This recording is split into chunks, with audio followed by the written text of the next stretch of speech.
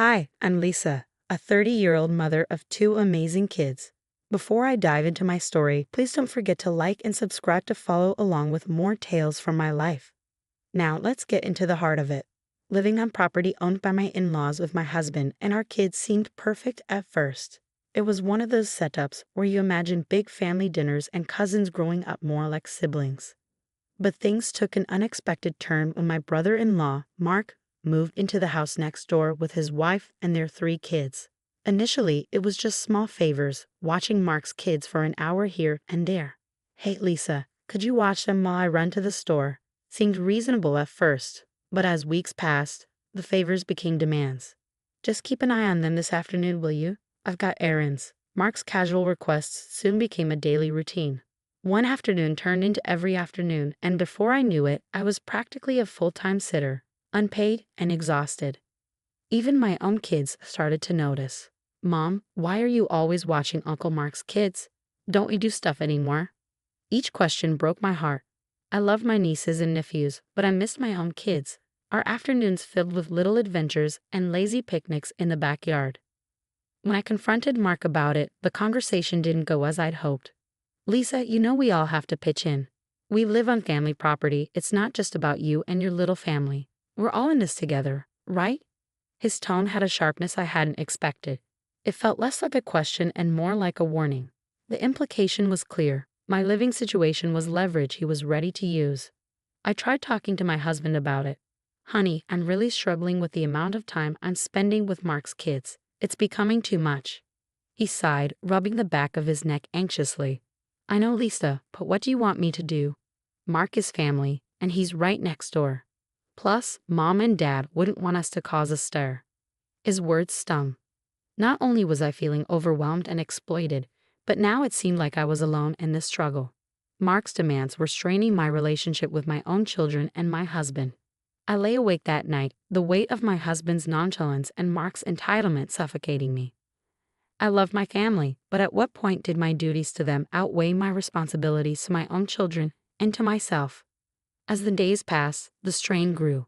Each request from Mark added to an invisible barrier building between me and my sense of freedom. I needed a solution, a way to reclaim my life and ensure my children didn't feel like secondary characters in their own home story. But with every passing day, the answer seemed to slip further away, buried under familial obligations and the fear of upsetting a delicate balance that had never really favored me to begin with. "Come on, Lisa. It's just a few hours more each week. You're helping the family. Isn't that what we should all be doing?" Mark's words were smooth, but the edge behind them was impossible to miss. "You know we're tight right now, Mark. I've got my job, the kids have their schedules. I can't manage all this without something giving way. Look, if you can't prioritize what's important, maybe you shouldn't be here at all. I'm sure I can talk to Mom and Dad about this situation."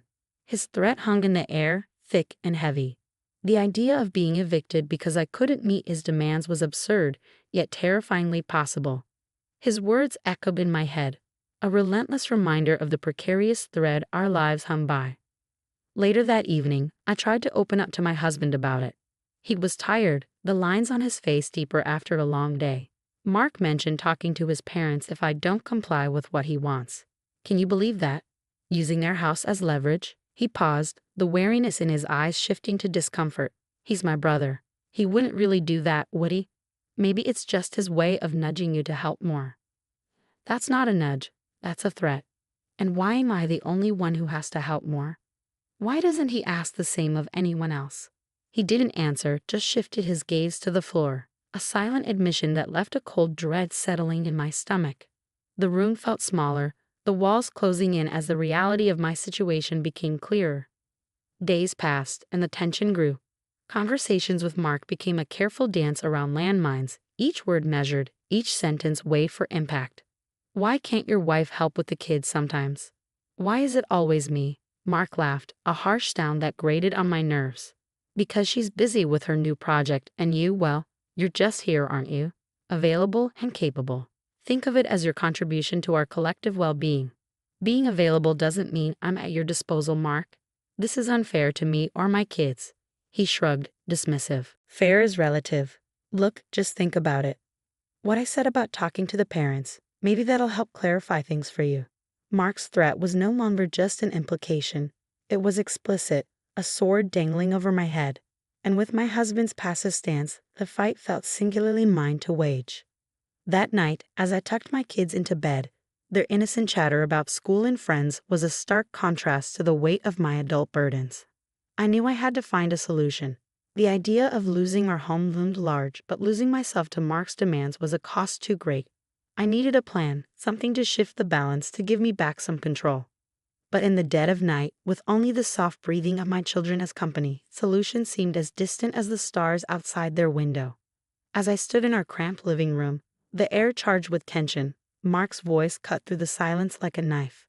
"You do realize you're living under my parents' roof because of my goodwill, right?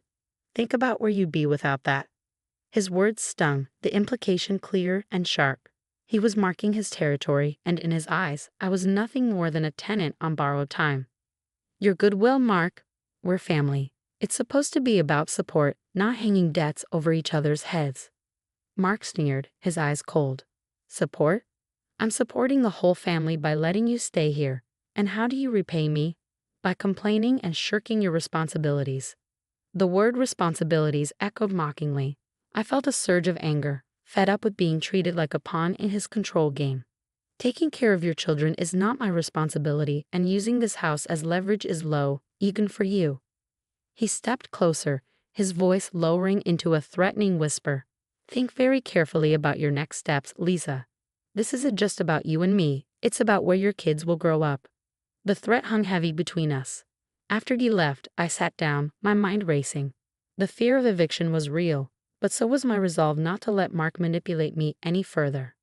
I picked up my phone, hesitating only a moment before dialing my friend Jenny's number. "Jenny, I need some advice, some serious advice." Jenny's voice was a lifeline. "What's going on, Lisa?" I poured out everything, from Mark's threats to the crushing weight of dependency. "I can't live like this, always waiting for the other shoe to drop. I need a way out." "You're smart and talented, Lisa. Have you thought about looking for a job? Something that could get you out of there?" The idea sparked a sliver of hope. "I thought about it, but I haven't taken any steps yet. I guess I was hoping things would get better." "Hope's important, but it won't change your situation. You need a plan. Start job hunting seriously. Maybe look into some remote work that you can do while the kids are at school." Motivated by Jenny's encouragement, I spent the next few days scouring job listings and updating my resume. I found several promising leads, jobs that could indeed pave the way to financial independence and, more importantly, freedom from Mark's control. Each application I sent out felt like a small victory, a step toward reclaiming my life. The fear of upheaval lingered, but the more I acted, the more empowered I felt. I wasn't just fighting for my autonomy. I was fighting for my family's future, and with each step, the path ahead became a little clearer, the shadows cast by Mark's threats a little less daunting. Armed with a notebook hidden in the kitchen drawer, I began documenting every interaction with Mark, every command he issued, every threat he muttered. It was meticulous, sometimes draining work, but each entry was a step toward my liberation. One sunny afternoon, while the kids played in the yard, I approached Sarah, Mark's usually quiet sister-in-law. "Sarah, have you ever felt overwhelmed by Mark's expectations?" I ventured cautiously. Sarah paused, glancing around before leaning closer. "Overwhelmed? More like drowning. It's always do this, do that. I sometimes wonder if he thinks we're his staff, not his family." I nodded, feeling a spark of alliance. "I'm trying to do something about it, Sarah. I'm documenting everything. If we ever need to stand up to him, really stand up, we'll need proof." Sarah's eyes widened slightly, then she nodded. "Count me in. It's high time someone did something. What do you need me to do?" "Just keep track of anything he says, or does that feels off. Write it down, and we can compile it." With Sarah's support, I felt a renewed vigor. Our clandestine conversations became regular snippets of solidarity that bolstered my courage. Encouraged, I reached out to other relatives. Subtly, I began weaving a network of the overlooked and underappreciated within our family. We shared stories, documented grievances, and a quiet rebellion started to form right under Mark's nose. Meanwhile, I intensified my job search. Late at night, after the kids were asleep, I scoured job boards and sent out applications.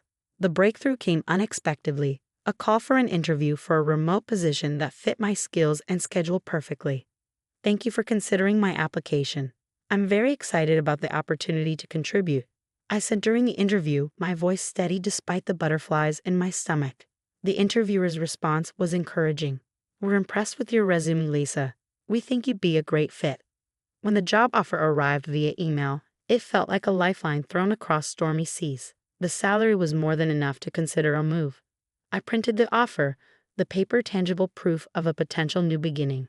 That night, I laid the offer on the kitchen table, tracing the words with my fingers, allowing myself to imagine a life free from Mark's shadow. I planned out the next steps, budgeting, looking for a rental, and discussing the move with the kids. As the plan solidified, I felt a mix of fear and excitement, but above all, there was determination. I wasn't just plotting an escape for my own family, I was setting a precedent. Perhaps in doing so, I would light a beacon for others in my family, showing that Mark's control was not absolute, that change was possible. We were not just his pawns, we were players too, and it was our move.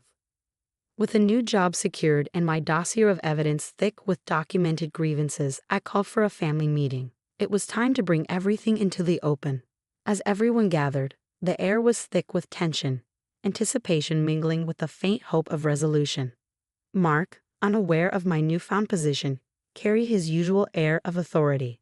I've called this meeting because there are things we need to discuss as a family, I began, my voice stronger than I felt.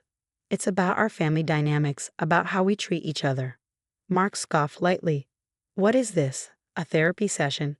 Come on, Lisa, what's the real reason we're here? Ignoring his remark, I continued pulling out my notes. It's about fairness, respect, and boundaries, things that have been sorely lacking. I looked around, meeting the eyes of my family members. Many of us have felt overshadowed by Mark's demands and expectations. It's time we address this. One by one, I read the entries from my notes, instances where Mark had overstepped, times he manipulated our dependencies for his gain. The room grew quieter with each example, the weight of the words settling around us. Then, unexpectedly, Sarah spoke up. Lisa's right, I've felt it too. Mark, you've been taking us for granted, using our gratitude for this home to control us. Others chimed in, their voices tentative but growing in confidence. The grievances poured out, not with anger, but with a plea for change. Mark looked around, the realization dawning that his usual tactics wouldn't work this time. I didn't realize you all felt this way. I thought we were just functioning as a family. It's not functioning if it's only working for you, I said, my tone steady. We need to find a balance where everyone feels respected. The discussion that followed was long overdue. We talked about expectations, responsibilities, and most importantly, respect. By the end, the family dynamic had shifted perceptibly. Mark, faced with the collective voice of the family, had to acknowledge his overreach. In the weeks that followed, I prepared for our move. The decision to leave was bittersweet, filled with the promise of independence but tinged with the sadness of change. We found a small house, not far, but far enough to start anew. On moving day, as I looked back at the house that had been both a haven and a prison, I felt a surge of relief. Mark was there too, quieter, his usual bravado dimmed by the family's stand. We're starting over, Mark, I said, not unkindly. Maybe now you'll rethink how you treat people. He nodded, the gesture small but significant. As we drove away, the weight of years seemed to lift. We were moving towards something new, something ours. And back at the old house, a family was learning to rebuild not just their relationships, but their understanding of each other. Now that our story has ended, I'd love to hear your thoughts. Should family property ever be used as leverage in personal conflicts? Drop your opinions in the comments below. And if you enjoyed this video, please like and subscribe to our channel.